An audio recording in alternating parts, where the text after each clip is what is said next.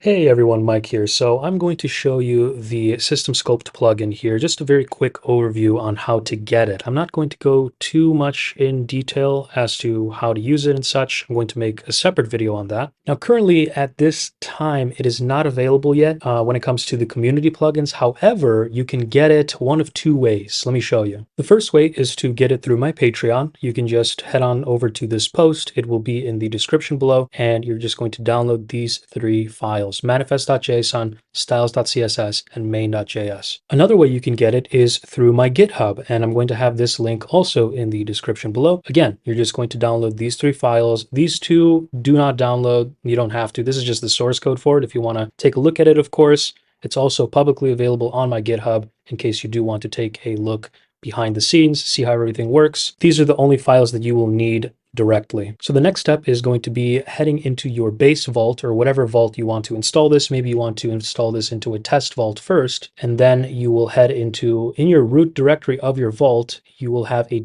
.obsidian folder. Now for 99% of you, it will be .obsidian as the default. There are some of you that like to customize this directory and name it something else. Then of course, if you are that advanced, I suppose, then you will know where to put that since you're the one who changed it, right?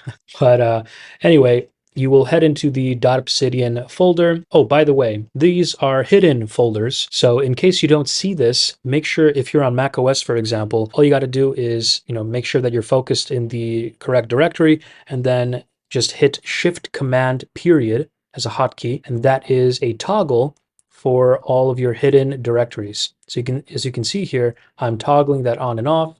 So just make sure it's toggled on, then you will see all of your hidden directories. Now that's for Mac OS. For Windows, the solution is right here on the left-hand side. If you're on Windows 10, all you have to do is just check this hidden items checkbox. It will show you then all of your hidden folders. On Windows 11, however, the setting is under View and then Show and then Hidden Items, as you can see here. So there we go. Now, if you're on Linux, that probably means that you know what you're doing, so you won't have trouble finding the hidden directory here. But anyway, moving on. You will then head into the plugins directory, and then within the plugins directory, all you got to do is create a new folder and name it SystemSculpt-AI, all lowercase. Make sure it's exactly spelled this way. Now, I already have this folder, so I'm not going to create it. But then within this directory, all you're going to do, whether you've downloaded them through the GitHub or the Patreon, you will place them in this new folder, the SystemSculpt-AI folder. And that's it. Just restart your Obsidian. And once you've restarted your Obsidian,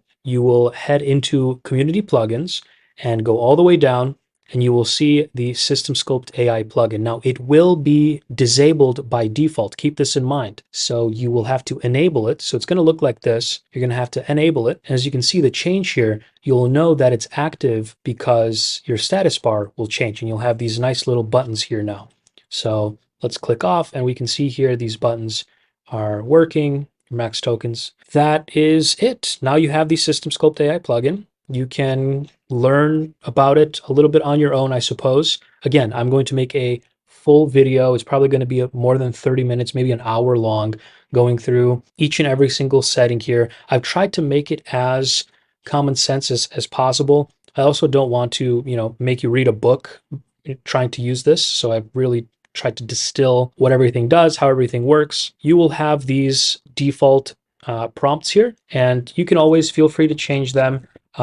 If you found that the quality has fallen off, or maybe you want to just switch back to whatever the original was, you can just reset to the default prompt here. You just click it, it resets it to the default. But anyway, yeah, that's about it. Again, I'm not going to go too deep into the settings. Just make sure you pop in your OpenAI API key, and everything should be working right out of the box. So yeah. Stay tuned for the next follow-up video. It's going to feature, of course, everything from how to use each and every single one of these features. And yeah, I really look forward to everyone trying this out. Thank you so much for watching, and I will see you again in the next video.